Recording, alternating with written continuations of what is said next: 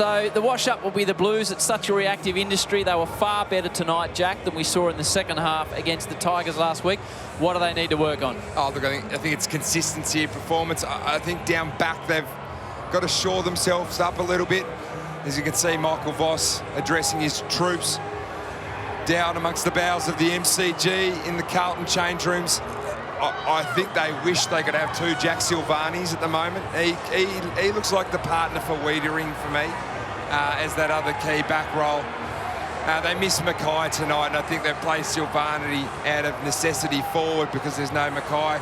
Last week, obviously, no Curnow as well. I think he'll be better for the run, but he was well held by Josh Battle. They cannot lose belief in the system, Carlton. Their best is good enough. At the moment, they just can't put their best out for long enough. I think the elephant in the room is Carlton's system. Their ball use is deplorable, and it gives their forward line absolutely no opportunity to function. Well, they're really probably not the story. Maybe they're not. Maybe these guys in this room here are, but gee, they've got some work to do, the Blues. Is that system, or is it personnel, as in not having enough good ball users? Well, or decision making? 56% or less by foot. Yep. 13 players tonight. All 8 of their top disposal winners, so the top 8 disposal winners kicked it less than 56% tonight. There's got to be system involved in that. There's got to be more handball change. There's got to be better method to give you better looks forward of centre. They didn't look like scoring for large parts of the night tonight. They took 5 marks inside 50 and 4 of those were contested. There's nothing easy at Carlton. So I know the Hawks have had a great win, and maybe we've got to park the Carlton discussion for a moment, but gee, it's a tough way to play. Hawthorn's ball use, Joey, was exceptional at times, and this in particular showcases that. Yeah, well, this was the gap between the two sides, wasn't it? It was the class, and Hawthorn kicked 5 goals from the defensive half. 4 of them came in the second half of the game, as we've touched on. Once they were able to get the transition game going, and these lefties, they used the width really well. That's one thing that probably goes underrated. Is the Hawks like to use the wings. They're not necessarily a team that are high through the corridor, but this kick was an absolute bullet. We were right above this one, weren't we, Jace? Off one step, he flushed that, and all of a sudden it sets up a goal. And this is what you're talking about, Kingy. Carlton lack this ability, don't they? And that's probably the difference at the moment. Yeah, so how do you find them? Is it part of your system to work your ball use into a bit of space, or do you live in contest? And that's the arm wrestle. I think Vossi's got a system that he wants to play. He wants to be a contest-first team and a pressure team and have the game live in a little bubble, but you don't get quality on the outside of that, Jay. So I think there's some discussions to be had. I think they need to change their plan. The game's gone, in my opinion, more to the outside game than the inside game.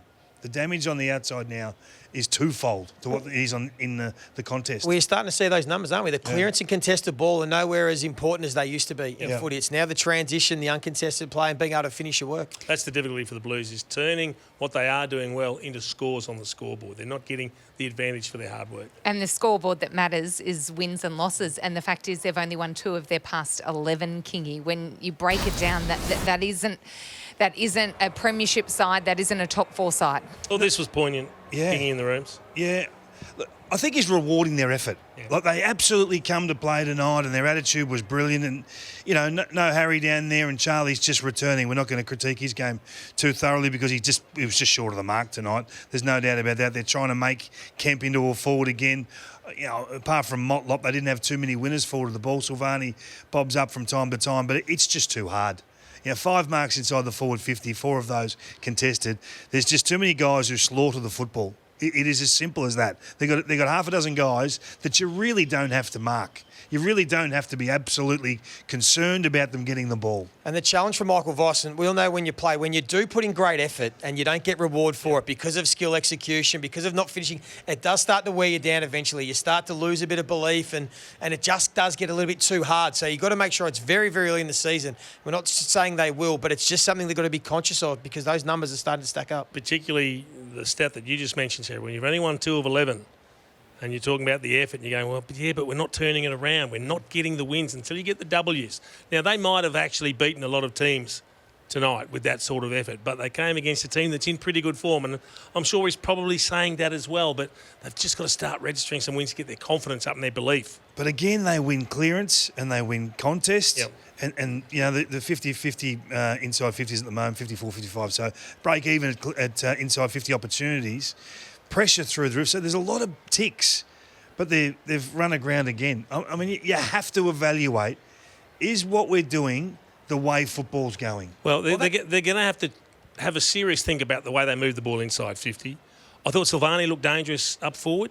Kemp probably not so maybe that's something that they change back. But the way they go inside 50 is going to be critically important, and I'm sure that's what the match is going to be getting their heads around this week. The Bulldogs next Friday night at Marvel Stadium, and then Collingwood here at the MCG, which will be an enormous game. It doesn't get too much easier in the next couple of weeks. So some missed opportunities there. One guy who can always hold his head high is the captain, Patrick Cripps. 29 disposals tonight, 11 clearances. He did it all because he kind of has to do it all, Jace. That's what he does. I mean, we see this every week.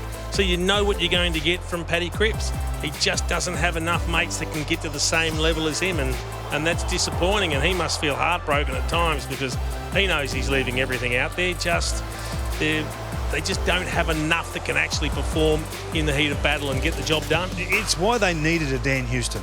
They need these balls on the inside to get it to weaponry on the outside, and they don't have it. This guy, I mean, as much as he's the answer, Jace, he's part of the problem. You know, I'm not going to belittle his game. I mean, he gives the lot, 29 disposals, but his kicking's still at only 50%. So the damage is not there. So how do you make him more damaging? Is it those around him? Is it changing your plan slightly to be more handball than kick, Joey? I'm not sure what the answer is. Maybe they don't even know yet. Yeah, I think, to be honest, I think their thoughts were Jagger Smith was going to provide a bit of that. They were so excited about him in the pre-season. Unfortunately, he's out for the year. But you're right. I mean, he can't do much more, Paddy Cripps. He was Herculean again. Yes, he lacks that bit of polish. We've always known that, but he can't do everything. And they just got to find the right mix around them. And I'm not sure at the moment they have the quality that can finish all the hard work that he does on the inside and finish their work. So he's doing a great job. So too, Tom De Koning in the ruck tonight. Another huge effort. It's the other players that need to lift to this level, isn't it, Joe?